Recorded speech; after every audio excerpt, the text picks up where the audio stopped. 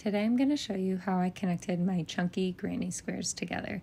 So I grabbed some extra chenille yarn and I flipped over one of my squares so that the fronts of both squares were facing each other. Then I lined them up the best I could. These were my first granny squares, so they're a little different in sizing, but I think they're going to work out fine. And then I measured out 3 lengths of yarn, and this was a total guess, but I thought that it would work.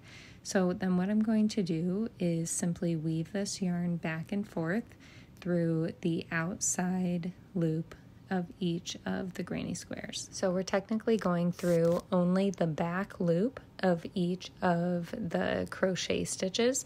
So if you were looking at the front of each of these granny squares, then we would be going through only the back stitch.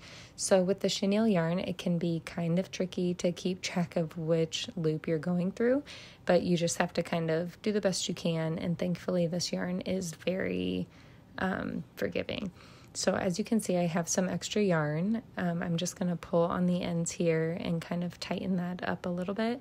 And then I did the same thing for 2 more of my squares, and now I'm going to lay them on top of each other, front to front, and then I'm going to do the same step again to connect these together.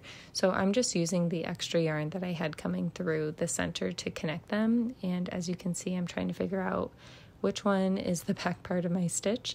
So you kind of just have to look kind of closely, and then you weave back and forth. And then this is me coming to the end, and then I'm going to go back to that center, and as you can see, I have just a little bit of yarn left, and I actually was running out of this white chenille yarn, and so I'm going to use every single piece that I have, and I'm just going to tie these together, make a knot, and then pull it tight, and then trim off those ends so that it's connected. And then I'm just going to go back to what I was doing before, just weaving back and forth. As you can see, that knot tends to get a little stuck when trying to pull through the yarn, so you kind of just have to gently pull it all the way through, and then eventually you'll move past it. When I came to the end of my rows, I just made sure to knot that yarn really well and then trim off the excess. And here's what it looks like with 4 granny squares connected. So I'm really excited with how it turned out. I really wanted it to be kind of like a flat lay and a little bit seamless looking. I did notice that there was a little bit of a hole in the center, and so once I was further along with my blanket, I just flipped that over, took some extra chenille yarn, and just kind of wove it around that hole to fill in the gap. As I mentioned, chenille yarn is super forgiving, and there wasn't really a science to what I was doing here except for to fill in that gap.